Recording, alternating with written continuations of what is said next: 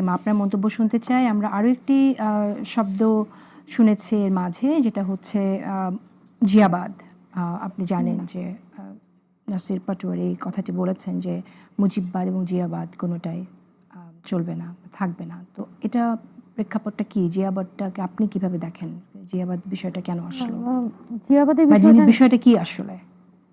জিয়াবাদের বিষয়টা যেহেতু নাসিরউদ্দিন পাটোয়ারি উনি বলেছেন এবং জাতীয় নাগরিক কমিটি হয়তো ভালো ব্যাখ্যা দিতে পারবেন যে কোন কনটেক্সট থেকে তারা জিয়াবাদ আপনি কিভাবে দেখেন? কোশ্চেনটা এসেছে। বাংলাদেশে একটা বিষয় আছে, বাংলাদেশে কিন্তু বহু বছর ধরেই এক ধরনের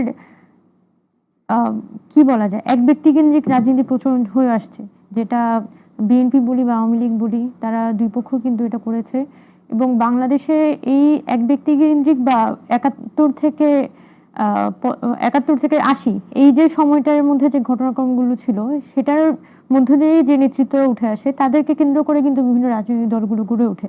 এবং এই যে আওয়ামী লীগ বিএনপি যে এক ব্যক্তিকেন্দ্রিকভাবে তাদের রাজনীতিগুলো সাজায়, সেটা কিন্তু পরবর্তী জেনারেশনের পলিটিক্সটাকে অনেকখানি ক্ষতিগ্রস্ত করেছে। এখন আমরা বৈষম্যবিরোধী ছাত্র আন্দোলনের পক্ষ থেকে অবশ্যই এটা বলতে চাই যে আমাদের ইতিহাসটা তো আসলে বহু বছর, মানে আমাদের ইতিহাস শুধুমাত্র আমরা ৭১ও থামাতে চাই না। আমাদের তো জনতার যে সংগ্রামের ইতিহাস, সেটা তো সবসময় মানুষ ব্যর্থ হয়, তা সে আশা হারায়, আবার আশা তৈরি করে একটা অভ্যুত্থান ঘটায়। এভাবেই কিন্তু মানুষের সংগ্রামের ইতিহাসটা ধাবমান। এবং আমরা কিন্তু আমাদের সংগ্রামের ইতিহাসের ধারাই ২০২৪ সালের অভ্যুত্থানটা হয়েছে এটা মনে করি। এবং আমাদের যে জনমানুষ, সেই জনমানুষকেই কিন্তু আমরা সবসময় ক্রেডিটটা দিতে চাই যে মানুষ আসলে চেয়েছে তাই অভ্যুত্থানটা হয়েছে। এটা হচ্ছে খুব সহজ কথা। এবং একইভাবে মানুষ চেয়েছে তাই ১৯৭১ সালে মুক্তিযুদ্ধ হয়েছে। মানুষ যদি না চাইতো তাহলে ১৯৬৯ সালে শেখ মুজিবকে বের করে আনা যাইতো না। যেহেতু মানুষের যে দীর্ঘদিনে একটা নিপীড়নের ইতিহাস, সেই নিপীড়নের ইতিহাসটা একাকার হয়ে যায়, তখন গিয়ে সে আসলে একটা ব্যক্তির মধ্যে সেটা পরিস্ফুটিত হয়। সেটা শেখ মুজিবের ক্ষেত্রেও হয়েছে, সেটা জিয়াউর রহমানের ক্ষেত্রেও হয়েছে। এটা কিন্তু বর্তমানে আগামী দিনের যে পলিটিক্সটা, সে পলিটিক্সটা অবশ্যই হইতে হবে আমাদের জনগণের যে পলিটিক্স, আমাদের জনগণের ইতিহাসের ধারায়। আপনারা কেন ধরে নিচ্ছেন যে বিএনপি জনগণের পলিটিক্স করছে না? আপনাদের একটা সময় পর্যন্ত আসলে বিএনপি যেটা করেছে তার সময়ের একটা রাজনীতি ছিল, যেটা এই 80s বা 90s বা 2000s এক ধাঁচের একটা রাজনীতি হয়েছে। কিন্তু গত ১৫ বছরে বাংলাদেশের ওভারঅল যে পলিটিক্যাল প্রসেস, সেটা থমকে ছিল।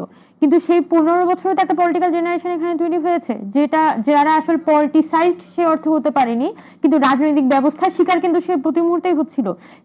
এই জেনারেশনটারও একটা পলিটিক্স আছে না? এবং এই যে শেখ মুজিব বা জিয়াউর রহমানের নামে যে পলিটিক্সটা হয়েছে, সেটা এখন আমরা যেটা মনে করি, এটা ৮০ দশক বা ৯০ দশকে ওই পলিটিক্সটা গ্রহণযোগ্য ছিল। যেহেতু মুক্তিযুদ্ধ ওই সময় মাত্র একটা মানে ঘটনা ছিল, এবং ১৯৯০ সাল পরবর্তী ৯০-এর যে গণ আন্দোলন, সেটা কিন্তু মুখ থুবড়ে পড়ে। কিন্তু ২০২৪ সালকে যদি আমাদের জাগরুক রাখতে হয়, তাহলে আমাদের কিন্তু বাংলাদেশের জনগণের সংগ্রামের মধ্য দিয়ে, আমাদের সংগ্রামের যে ইতিহাস, সেটার মধ্য দিয়েই কিন্তু আমাদের পলিটিক্সটাকে বিনির্মাণ করতে হবে। এবং এখনকার তরুণরা আসলে এক ব্যক্তিকেন্দ্রিকভাবে রাজনীতিটাকে আসলে আর আগের মতো চায় না, যার কারণে কাউকে সে মহানক বানাতে চায় না।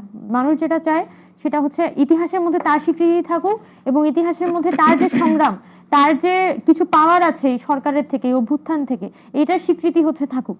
এবং সেই জায়গা থেকে আমাদের সামনের যে পলিটিক্সটা, সেটা অবশ্যই হইতে হবে জনগণ। সেটা আসলে এক ব্যক্তিকেন্দ্রিক পলিটিক্স আসলে সামনের দিনে সম্ভব না। এবং সেই জায়গা থেকে আমরা মনে করি যে এটা নিপুণ রায়।